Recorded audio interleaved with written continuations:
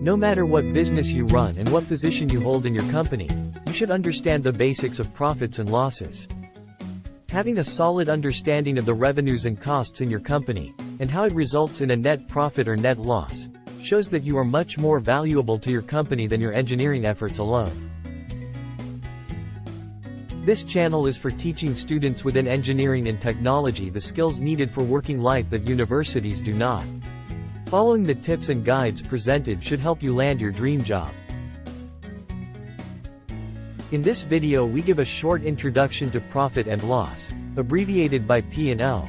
So what is it really about?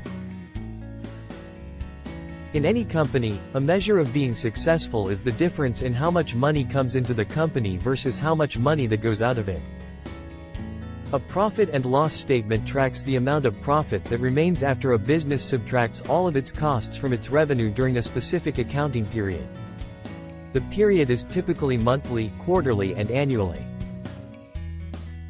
The P&L statement is one of 3 financial statements that every public company issues quarterly and annually, along with the balance sheet and the cash flow statement.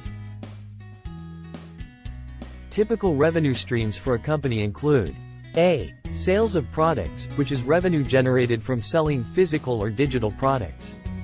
B. Service fees, which is income from providing services to customers or clients, for instance consulting services. C. Subscription fees, which is regular payments received for ongoing access to a product or service. Other revenue streams include licensing fees, affiliate marketing, royalties, interest fees and rental income. What every sane business consider on this part of the equation is, how can we grow these revenues? Typical costs a company might incur include A. Cost of goods sold or COGS. These are direct costs attributable to the production of the goods sold by a company. B. Operating expenses. These are costs related to the day-to-day functions of the business, such as your salaries, rent, utilities, and marketing. C. Research and development. These are expenses associated with the development of new products or services. Other typical costs include administrative expenses and interest expenses. What businesses consider on this part of the equation is, how can we reduce our costs? Yes, Fran, I know what time it is, but I'm looking at the weenus and I'm not happy. In accounting jargon, earnings before interest and taxes, or EBIT, and earnings before interest, taxes, depreciation, and amortization, or EBITDA, are very similar profitability measures.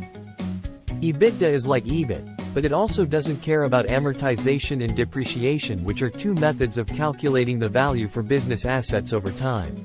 In short, EBIT tells you how much you earn from your business before some expenses, and EBITDA gives you an even broader look by ignoring even a few more expenses. Understanding the revenues and costs in your company, and how it results in a net profit or net loss, shows that you are much more valuable to your company than your engineering efforts alone. This will come in handy when time for promotion comes. If you like the introduction in this video and want more practical advice to find your student market fit, please give a thumbs up and subscribe to this channel. Thank you for watching.